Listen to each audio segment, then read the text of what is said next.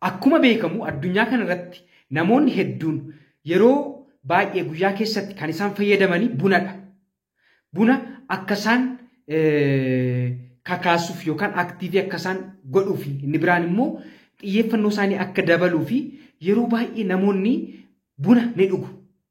Bunni akka saansiitti akka fayyaatti faayidaa maalii qaba? Miidhaa maalii qaba? Inni gara biraan immoo faayidaan bunaa kan inni dabalu yoom yoo fudhannedha. Ganama moo galgala. Inni gara biraan buna duwwaa isaa fudhannu moo aannan faana haa fudhannu. Inni biraan immoo soogiddatti daballee haa fudhannu moo duwwaa isaa fudhannu.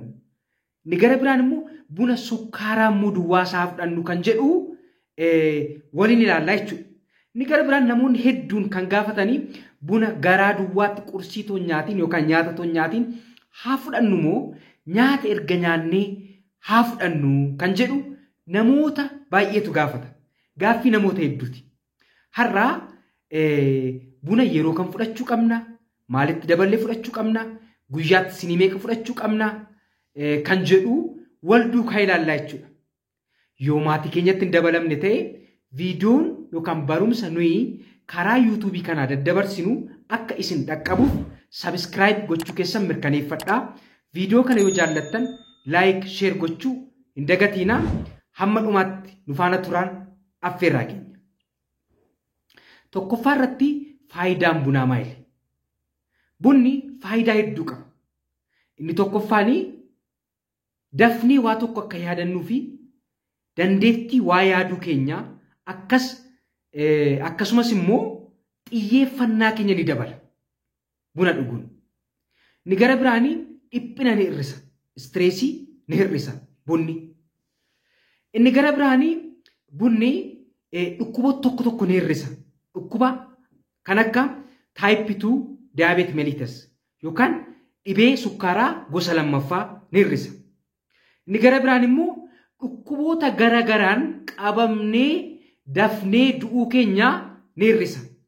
Warri buna dhuganii fi warri buna dhugne yeroo wal bira qabamanii ilaalamanii warri buna dhugan carraan dafanii du'uu isaanii warra buna hin dhugne irraa gad bu'aadha. Kana jechuun buna dhuguun dhukkuboota garagaraan qabamnee dafnee du'uu keenya ni hir'isaa jechuudha.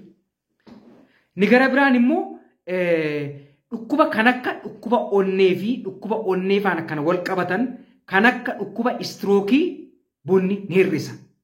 Ni gara biraan dhukkuba keessumattuu naannoo umurii waggaa 60 boodaa dhufu Alzheimer disease jedhamu fi akkasumas dhukkuba daamenshaa kun immoo dhukkuba waggaa 60 boodaa keessumattuu kan dhufu dandeettii waa yaadachuu keenyaa dhukkuba balleessuu isa sanallee hir'isuuf ni fayyada jechuudha.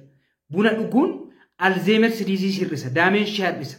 Dandeettii waa irraanfachuu keenyaa ni hir'isa jechuudha. Yeroo umuriin keenya dabalaa deemu. Inni gara biraan dhukkuba sochii qaamaa faana wal qabate kan akka Parkinson disease innis dhukkuba umuriin yeroo deemu waggaa 60-50 boodaa dhukkuba dhufuudha. Qaamni keenya hurgufamuu, baay'ee rigid ta'uu, jabaachuu, dhukkuba sochii qaamaa faana wal qabatudha. Dhukkuba Parkinson disease jedhamu kanallee buna dhuguun ni hir'isaa jechuudha. Inni gara biraanii dhukkuboota kaanserii tokkollee ni hir'isaa jechuudha. Riisarchiin baay'een akka ibsutti jechuudha. Dhukkuba akka kaanserii tiruu, kaanserii mar'imaanii, kaanserii gadameessaallee ni hir'isaa buna fudhachuun jedha. Inni gara biraanii faatii barni godha jechuun coomallee qaama keenya keessaa barni gochuuf ni gargaaraa jedha. Maaltu buna dhuguun? Kuni faayidaa isaa sagalaffaadha. Inni 10affaanii DNA keenyallee ni cimsaa jedha. Kanaaf amma waan isinitti himee faayidaa bunni nuu kennuu danda'u 10 isinitti himee jechuudha. Ni gara biraan immoo ifin asirratti riisarchoota baay'ee irratti kan include hin taane buna akka kaalchariittis yoo fudhanne gaafa bunni danfu nagaatu namatti dhagahama. Seermoonii isaafillee baay'ee namoota hedduutti ni tola jechuudha. Kanaaf amala gammachuullee of keessaa qaba jechuudha. Buna namoota faana yeroo ta'anii namoonni dhuganii jechuudha. Kanaaf faayidaa hedduu qaba jechuudha bunni. Miidhaan isaa maayini? Miidhaan buna dhuguu maayini? Buna dhuguuni keessumattuu galgala yoo fudhanna ta'e sa'a booda yoo fudhanna ta'e hirriba keenya jeequu danda'a miidhaansa. Ni gara biraani asiidawwaa waan ta'eef asiidii garaacha keenya irra jiru dabaluutiin garaachi keenya akka nu dhukkubu gochuu danda'a. Keessumattuu nyaata too nyaate yoo fudhanna ta'e garaachi keenya akka nu dhukkubu gochuu danda'a asiidii isaa dabaluun. Ni gara biraan dhaarna onni keenya dabaluu danda'a. Namoota dhiibbaa dhiigaa qabaniif immoo dhiibbaan dhiigaa isaanii dabaluu danda'a. Keessumattuu guyyaatti sinii lamaa fi isaa ol kan fudhatan jechuudha. Ni gara biraani yeroo tokko boqonnaa dhowwuu danda'a. Hyper active nu gochuu danda'a. Akkasumas immoo yeroo tokko immoo sinii afurii ol yoo fudhanna ta'e mataa dhukkubbiillee fiduu danda'a jechuudha. Kanaaf iyyuu yeroo buna fudhannu akka garaacha keenya hin miinetti akka dhiibbaa dhiigaa keenya ol hin kaasnetti warri dhiibbaa dhiigaa qabdan akkasumas immoo warri keessumattuu anzaayitii fi akkasumas immoo dhibee onnee qabdanii dhibeen onnee already yoo jiraate buna dhuguun dhibee onnee tokko ni hir'isaa hin asitti immoo buna fudhachuun dhibeen onnee yoo jiraate dhibee onnee sana nutti cimsuu danda'a. Dhaannaa onnee keenya waan dabaluuf jechuudha. Kanaaf iyyuu akka waliin siniin dhoofne jechuudha. Buna dhuguun dhibee onnee ittisaa persentii 31 jedha qorannoon baay'een. Kana jechuun namoota dhibee onnee hin qabne namoota dhibee istrookii hin qabneef malee already namoota dhibee onneef qaban yoo ta'e buna guyyaatti sinii baay'ee fudhachuun sinii tokko fudhachuun iyyuu dhaannaa onnee isaanii dabaluu danda'a. Dhibee isaanii isaan cimsuu danda'a jechuudha. Inni sun kan hojjetu namoota dhibee onnee hin qabneefidha. Persentii 31 ni hir'isa jechuudha. Dafanii du'u immoo persentii 16 ni hir'isa jedha riiserchiin yeroo dhiyoo bahe. Kanaaf iyyuu buna yoo fudhanna ta'e yoon fudhachuu qabna ganama. Akka qorannoon baay'een ibsutti ganama. Sa'aatii booda fudhachuun dhaannaa onnee keenya ni dabala, dhiibbaa dhiigaa keenya ni dabala. Ni gara biraan immoo hirriba keenyallee jeequu danda'a. Faayidaa bunni kennullee isa ganama fudhannu galgala yeroo fudhannu faayidaa isa ganama fudhannuuf kennu nuuf kennuu hin danda'u. Faayidaa sanarraa argachuu hin dandeenyu jedha riiserchii baay'een. Kanaaf faayidaa bunni kennu argachuuf ganama yoo fudhattan ni gorfamaa jechuudha. Akka qorannoon baay'een ibsutti. Inni gara biraanii nyaata nyaanni haa fudhannu moo otoo nyaatiin haa fudhannu? Kun immoo qorannoon baay'een akka ibsutti nyaata otoo nyaatiin fudhachuun tokko appitaayitii keenya cufuu danda'a. Lama sirna bullaa'insa soorataa keenya jeequu danda'a. Daajeshin nyaata dura fudhachuun. Inni sadaffaan immoo hyper active illee nu gochuu danda'a jechuudha. Kanaaf iyyuu nyaata yoo dhibee garaachaa illee nutti cimsuu danda'a nyaata dura fudhachuun. Kanaaf namoonni dhibee garaachaa qabdan yookaan garaachi keessan kan sin dhukkubu nyaataa booda yoo fudhattan ni gorfama. Nyaataa booda daqiiqaa 30 haga 60tti. Nyaataa booda fudhachuun appitaayitii keenya hin cufu dhibee garaachaa nutti hin kaasu. Ni gara biraan immoo sirna bullaa'insaa keenyaallee hin jeequ. Daqiiqaa 30 haga 60 booda yoo fudhanne mineraalota tokkollee kan akka ayireenii absorbeeshinii isaanii inabiitiin godhu yookaan hin dhorku. Walumaa galatti akka isin hin jeeqnetti yoo dhibee garaachaa qabaattan akkasumas immoo yoo rakkina mineraalota tokko kan akka ayireenii qabaattan nyaataa booda daqiiqaa 30 haga 60 turtanii buna yoo fudhattan gaariidha. Dhibee garaachaan qabdan taanaan appitaayitii keessan hin cufu taanaan ganama fudhachuunis rakkina waan uumuu hin qabu jechuudha. Nyaata dura fudhachuun nyaataa dura fudhachuunis rakkina waan uumuu hin qabu. Garuu dhibee garaachaa qabdu taanaan inni gara biraan immoo appitaayitii keessan cufa taanaan yookaan fedhii nyaata keessanii cufa taanaan nyaataa booda yoo fudhattan gaariidha jechuudha. Inni gara biraanii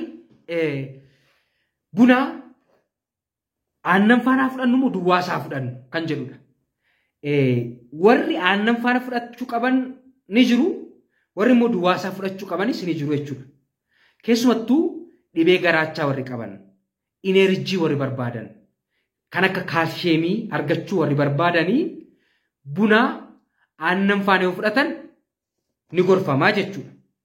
Garuu dhibee garaachaa hin qabdan taanaan Inni gara biraan immoo faayidaa bunni kennu yookaan kaafeenii kennu yoo barbaadan enerjii yoo barbaadan yeroo isin jedhu aktiif ta'u yoo barbaadan inni gara biraan immoo yoo alaarti ta'uu barbaadan xiyyeeffannaan keessanis akka baay'ee dabalu yoo barbaadanii inni kun keemikaala kaafeenii irratti waan hundaa'uu fi buna duwwaasaa yookaan immoo buna gurraacha yoo fudhattan ni gorfamaa jechuudha.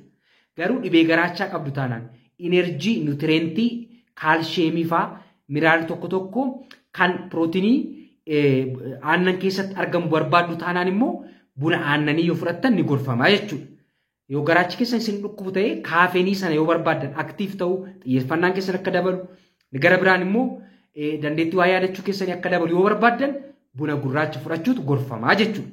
Kanaafiyyuu kan adda baastanii buna aannan faana fudhachuu yookiin immoo duwwaasaa fudhachuu filachuu dandeessu rakkina hin qabu jechuudha. Inni gara biraan sukkaaratti daballee haa fudhannu moo duwwaasaa fudhannu.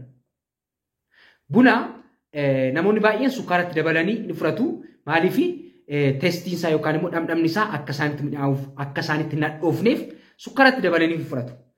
Sukkaaratti dabaltanii fudhattu yoo ta'e sukkaaratti maankaa tokko tiispuunii maankaa tokko ol yoo itti dabaluu baattan baay'ee gaariidha. Maaliif sukkaaratti daballee yeroo fudhannu tokkoffaa sukkaara keenya ol kaasa. Lammaffaa fayyummaa ilkaan keenyaa ni miidha. Inni sadaffaanii yeroo tokko maal gochuu danda'a sukkaaratti daballee fudhachuun keenya ulfaatinni keenya illee akka dabalu gochuu danda'a. Yeroo dheeraaf sukkaaratti daddaballee yoo fudhanna ta'e sukkaara keenya ol kaasaa ulfaatina keenya ol kaasuu danda'a. Inni gara biraan fayyummaa ilkaan keenyaa miidhuu danda'a jechuudha. Faayidaan isaa isa nutti hadhaa'u sanaa dhabamsiisuu fi akkasumas immoo enerjii nu kennuu danda'a. Sukkaaratti daballee fudhachuu keenya kaarboohayidireetii waan qabuuf jechuudha. Walumaa galatti sukkaaratti dabaltanii fayyadamtu taanaan maankaa tokko ol yoo fayyadamuu baattan yoo hin fayyadamtan ta'an immoo rakkoo hin qabu rakkina uumuu hin qabu jechuudha. Inni gara biraan soogiddatti daballee haa fayyadamnu moo warri soogiddatti dabalanii dhuganis jiru jechuudha. Soogiddatti dabaltanii warri fayyadamtanii dhibee onnee dhibee dhiibbaa dhiigaa ol ka'u yoo qabaattan yoo dhiistan gaariidha. Warri immoo itti dabaltanii fayyadamtanii yoo hammasaa xiqqeessitan baay'ee gaariidha jechuudha. Akkuma faayidaa qabu yoo baay'achaa deemee dhiibbaa dhiigaa keenya ol kaasuu danda'a, dhaannaa onnee keenya ol kaasuu danda'a. Kanaafiyyuu hammasaa xiqqeessinee fayyadamuu qabnaa jechuudha. Inni gara biraanii waa'ee bunaa irratti yeroo dheeraa yeroo baay'ee namoonni na gaafachaa turanii maalidhaa buna yoo dhuguu baanne maal godha? Ani jireenya koo keessatti buna dhugee hin beeku. Jireenya koo gara fuulduraa irratti dhiibbaan narra geessu maalidhaa? Namoonni jedhan ni jiru jechuudha. Ammoo waan haasaa ture buna dhuguurraa faayidaa argamu hin argattanii. Miidhaa buna dhuguutiin dhufu immoo kan akka jeeqamuu hirribaa, kan akka dabaluu dhaannaa onnee, kan akka dabaluu dhiibbaa dhiigaa warra kana immoo warri kun immoo dhiibbaansaa isinitti dhufu faayidaa bunarraa dhufu immoo wantoota faayidaa 10 dheeree jalqaba irratti isin argattanii. Kanaafiyyuu buna dhuguun jireenya keessan irratti dhiibbaa hin uumu yoo ta'e yoo dhiistan rakkoo hin qabu. Maaliif buna dhuguun addikshinii ni qabaa, jeeqamuu hirribaa ni fidaa, dhibee onnee yoo qabaanne dhibee onnee keenya nutti cimsaa, dhibee dhiibbaa dhiigaa yoo qabaanne dhibee dhiibbaa keenya akka ol ka'u gochuu danda'a. Miidhaan ni qabu kana akka isinitti dhufne ni gargaara. Garuu faayidaan jalqaba isin dheeree isa sana hin argattan buna dhuguu dhabuu keessanii jechuudha. Kanaafiyyuu warri buna dhugdan walumaa galatti yeroo ergaa koo gabaabsu buna yoo dhugdu ta'e ganama fudhadhaa. Ganama sa'a booda hin fudhatiinaa, galgalas hin fudhatiinaa. Yoo dandeessan ganama fudhachuu yaala. Sababiin isaa faayidaan buna faana jiru qorannoo baay'eetiin kan mirkanaa'e ganama fudhachuudhaan waan ta'eef jechuudha. Faayidaan bunaa hedduu waan ta'eef buna yoo fayyadamtan hamma fayyaa ta'etti qaamni keessan guutumaan fayyaa ta'etti hamma rakkina biraa hin qabnetti buna kan sin dhiisisu rakkina biraa hamma hin qabnetti buna namni fayyaa qabeessi tokko namni ga'eessi tokko buna guyyaatti sinii 3 haga 4 fudhachuu danda'a. Rakkina hin qabu. garuu yoo dubartii ulfaate yoo dhiibbaa dhiigaa qabaanne yoo dhibee onnee already qabaanne yoo dhibee anxiety disorder qabaanne wantoota kana waan nutti cimsuu danda'uu fi hamma buna fudhannu hir'isuu qabna jechuudha. Akkamitti hakiima keenya isa nu hordofu faana mari'annee buna guyyaatti sinii meeqa fudhachuu akka qabnu murteeffachuu qabna jechuudha. Hamma sun hin jirretti sinii 3-4 namni fayyaa qabeessi ga'eessi tokko fudhachuu danda'a. Waan afaana turtaniif galatooma.